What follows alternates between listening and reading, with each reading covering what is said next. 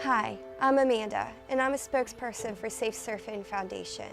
It is my job and my mission ever since I was 13 to help educate our youth on the dangers of online predators on the internet, and also to educate our youth and the parents on how to be safe and taking proper precautions while surfing the internet daily. When I was 13, my mom and dad brought home our first family computer.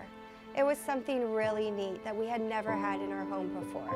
We were excited to explore the options that we now had at our fingertips.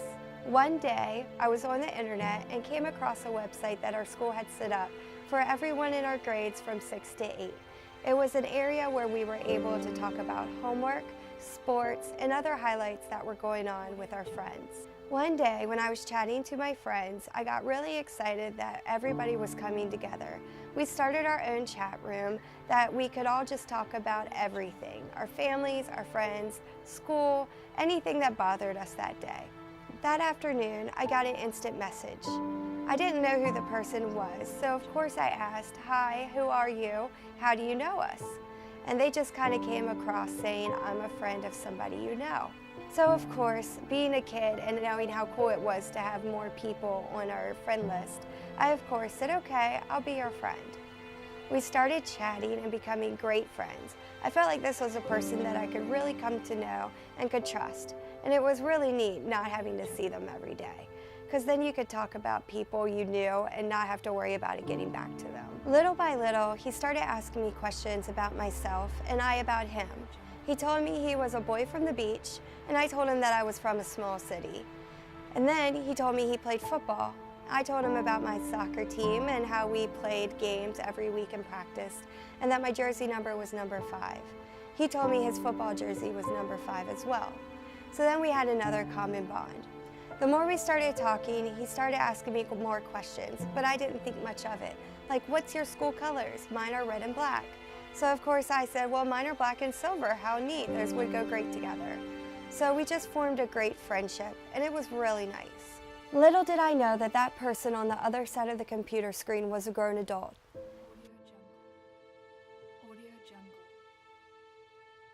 His profile had all the signs of being a 14-year-old teenager, just like we were. He played football, soccer, had friends, went to the mall, went to the beach, and surfed. Everything that we only dreamed that we could do, but we didn't live at the beach. He talked like we did. He had pictures of a younger gentleman that could have been a teenager, and he really played the game well. This stranger drove 4.5 hours and found out my routine. He knew where I lived, where I went to school. He knew when I got off the bus and when my parents went to work. He knew everything about me, even down to where my practices were for soccer and cheerleading.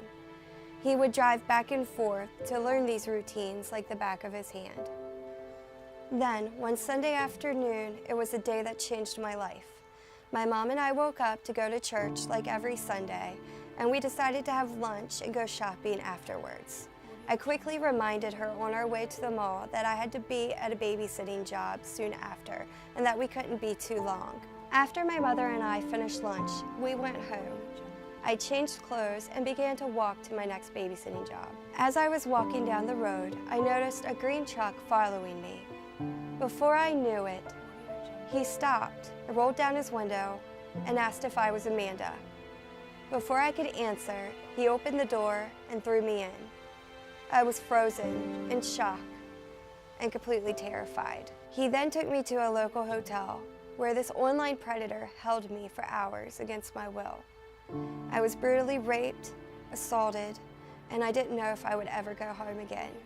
After being held captive for 5.5 hours, this online predator dropped me off on the side of the road where my mother and the police were waiting. The police gave chase and caught him at the end of the cul-de-sac, where they made the arrest.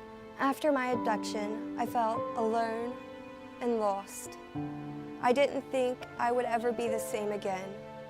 I blamed myself, and I blamed my parents. But deep down, it wasn't our fault. It was the predator's fault.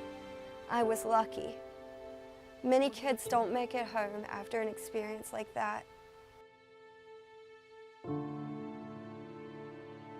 For the past 14 years, I've made it my life mission to work with the Safe Surfing Foundation to help educate today's kids and their parents about the dangers that lurk on the internet. Please join me and the Safe Surfing Foundation to help educate our children so that what happened to me will never happen to another child again.